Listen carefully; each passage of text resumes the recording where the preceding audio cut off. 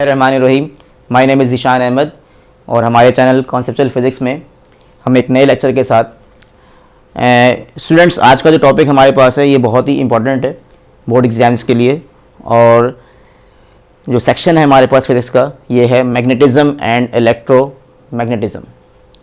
Regarding this topic हमारे पास बहुत ही important topic जिसका नाम है Ampere's law. Students, Ampere's law को समझने से पहले कुछ आप यहाँ पर फिगर्स देख रहे होंगे जिनको मैं डिमॉन्स्ट्रेट करूँगा, और इस फिगर के रिगार्डिंग कुछ एक्सपेरिमेंट्स परफॉर्म किए साइंटिस्ट ने। ठीक है, ये फिगर फिज़िकली क्या इंटरप्रेट कर रही है, इसके लिए मैं आपके पास एक एक्सपेरिमेंट डिमॉन्स्ट्रेट करूँगा जो कि लोअर क्लासेस में स्टूडेंट्स को बताया जाता है। और ये एक्सपेरिमेंट परफॉर्म करके हम ये कंक्लूड करते हैं कि अगर हमारे पास कोई स्ट्रेट वायर है, let we have a conductor और वायर, और उस कंडक्टर से स्टेडी स्टेट करंट का मतलब होता है यूनिफॉर्म करंट जो है, स्मूथ करंट क्या है, कंडक्टर से पास कर रहा है। ओके, तो अगर कंडक्टर से स्ट्रेट करंट पास कर रहा है जैसे लाइक दैट, कि अगर आप मान लें कि ये जो ग्रीन कलर का मैंने दिखाया ये मेरे पास एक वायर है, कंडक्टर है जिससे स्टेडी स्टेट करंट पास कर रहा है इन अपवर्ड डायरेक्शन, तो इसके अराउंड हमारे पास क्या है, एक मैग्नेटिक फील्ड क्रिएट होगी। उस फील्ड की एक ख़ास डायरेक्शन होगी जिसको हम इंडिकेट करेंगे थोड़ी देर में।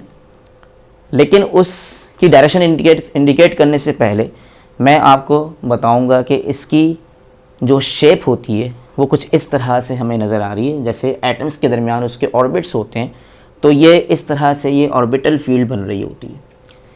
और ये डिपेंड करता है कि कितना स्ट्रॉन्ग करंट पास हो रहा है।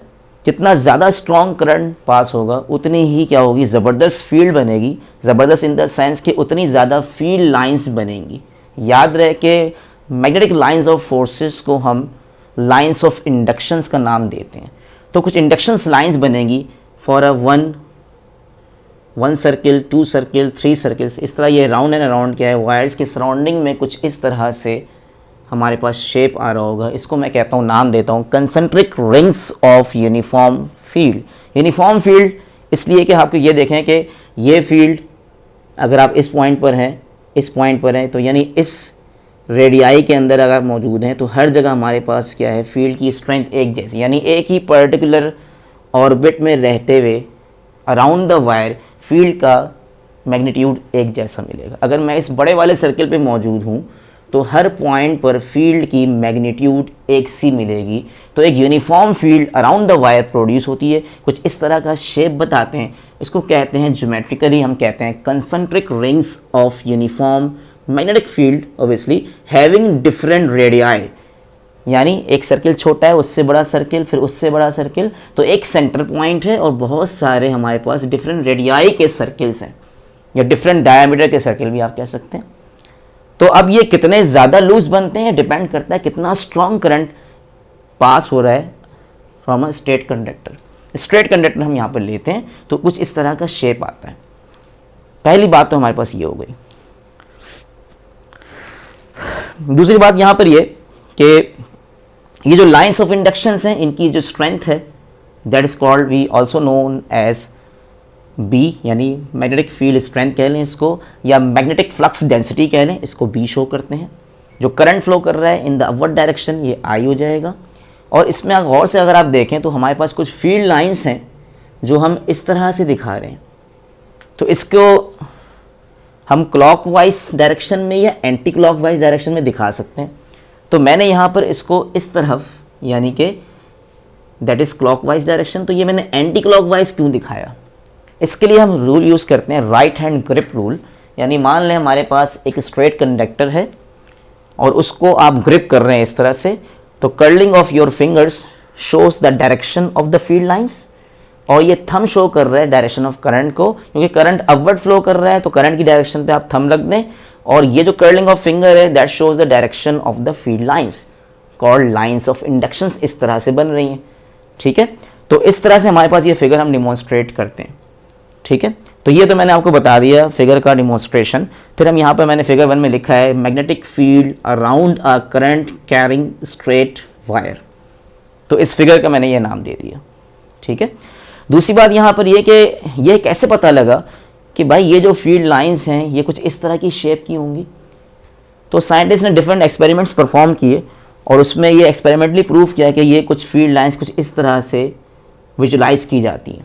हालांकि ये फील्ड लाइंस हमें नज़र नहीं आती, इमेजिनरी लाइंस ऑफ फोर्सेस होती हैं, but we imagine them in this regard कि इस तरह से कुछ नज़र आ रही होंगी। तो वो इमेजिनेशन जो है ये हमें कैसे पता लगेगा, इसके लिए आप क्या करते हैं, आप एक छोटा सा अपरेटस यूज़ करते हैं जिसको हम कहते हैं मैग्नेटिक कंपास, जो कि कुछ देखने में इस तरह से नज़र आता है। ये देखिए मैंने बना दिया। तो ये अगर मैं कंपास इस तरह से बना दूँ तो कंपास का आपको पता है कि एक नॉर्थ पोल होता है और एक साउथ पोल होता है, क्योंकि ये मैग्नेटिक फील्ड लाइंस हमारे पास हैं और कंपास इटसेल्फ एक स्मॉल सा मैग्नेट होता है जिसके नॉर्थ और साउथ पर निडल्स होती हैं, जिसके नॉर्थ और साउथ एंड्स होते हैं। तो अगर मैं इस कंपास को उठा के यहाँ इसके करीब लेकर आता हूँ और करंट स्टेडी स्टेट फ्लो कर रहा है, तो ये कंपास क्या करेगा, कुछ डिफ्लेक्शन शो करेगा, ये घूम जाएगा। ये निडल क्या है, तेजी से क्या हो जाएगी, घूम जाएगी। इट मीन्स के some field is there around the wire. और जब इस कंपास के ज़रिए हम फील्ड को ट्रेस करते हैं तो कंपास का नॉर्थ टू साउथ इस तरफ ये लाइंस क्या ट्रेस होती चली जाती हैं और कंपास बाकायदा घूमता है इसके गिर्द। मतलब घूमने का इन द सेंस का मतलब है कि ये इसकी ट्रेसिंग होती है। तो फिर हम ये फील्ड लाइंस घुमा मतलब ये कि इस तरह से ट्रेस करते हैं और इस तरह के बहुत सारे सर्कुलर स्कैन रेडियाई के डिफरेंट सर्कल्स बना लेते हैं, ठीक है। एक और एक्सपेरिमेंट है जो कि परफॉर्म किया गया। अगर हमारे पास if we have no compass, अगर हमारे पास कंपास नहीं है, if we have no compass, हमारे पास कंपास नहीं है, तो हम क्या करें, इस अराउंड द वायर हम क्या करते हैं, आयरन फिलिंग। यानी आयरन फिलिंग का मतलब होता है लोहे के ज़र्रात अगर इसके वायर के करीब लाएं तो वो लोहे के पार्टिकल्स या ज़र्रात जो हैं, जो आयरन फिलिंग है, वो भी कुछ इस तरह का शेप बना लेंगे अराउंड द वायर जब तक करंट पास हो रहा है। तो ये इस तरह से एक्सपेरिमेंटली ये डिमॉन्स्ट्रेट किया गया कि अराउंड द वायर जो है कुछ इस तरह की सर्कुलर रिंग्स बन रहे होते हैं, geometrically called concentric rings are formed of the field lines obviously, ठीक है। इसकी मिसाल मैं स्टूडेंट को इस तरह भी देता हूँ, जैसे आपने कभी ऑब्जर्वेशन करी हो, ठीक है, कि अगर आप किसी ठहरे हुए पानी में कोई पीबल यानी कोई पत्थर ड्रॉप करें, जिस जगह वो पत्थर जाके ड्रॉप्ड होगा ठहरे हुए पानी पर, उस जगह पर जहाँ पर पत्थर ड्रॉप्ड होगा उस पॉइंट पर सेंटर मान लें और उस सेंटर के अराउंड हमारे पास क्या है, बहुत सारे रिंग्स बन जाएंगे। तो ठहरे हुए पानी में भी हमें क्या होता है, ऐसे ही कुछ विजुलाइज होता है कि कुछ इस तरह के रिंग्स बन रहे होते हैं, ठीक है। तो ये हमारे पास फिगर की डेमोन्स्ट्रेशन हो गई। जब इस फिगर की हम डेमोन्स्ट्रेट कर लेते हैं तो इस फिगर के रिगार्डिंग हमारे पास क्या है, एक छोटा सा एक्सपेरिमेंट परफॉर्म किया। दो साइंटिस्ट थे, Biot and Savart, experimentally found that, ये दो साइंटिस्ट ने एक्सपेरिमेंटली कुछ फाइंड किया और उन्होंने ये रिलेशन बताया कि ये फील्ड लाइंस हमारे पास मौजूद हैं, इनकी कितनी स्ट्रेंथ है, स्ट्रेंथ ज़्यादा है कम है, किस तरह से वेरिएशन हो रही है। तो वेरिएशन क्या थी कि अगर करंट ज़्यादा फ्लो करेगा तो ऑब्वियसली स्ट्रॉन्ग फील्ड बनेगी, ये तो पता ही है।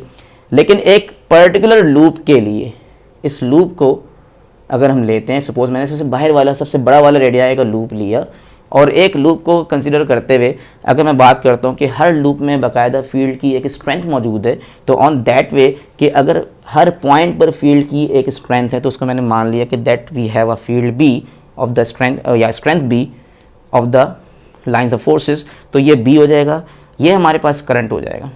तो ये रिलेशन क्या शो कर रहा है कि हमारे पास जितना ज़्यादा स्ट्रॉन्ग करंट मिलेगा उतना ज़्यादा क्या होगा, हमारे पास क्या है, स्ट्रॉन्ग फील्ड बनेगी, ठीक है। यहाँ पर ट्वाइस ऑफ आई आया है, इसकी वजह यह है कि हमारे पास जो है अगर करंट फर्स्ट करें 10 एम्पेयर का करंट है तो एक्सपेरिमेंटली या एम्पेरिकली ये निकाला गया कि 10 एम्पेयर का करंट फ्लो करेगा तो उससे डबल स्ट्रेंथ की फील्ड मिलेगी।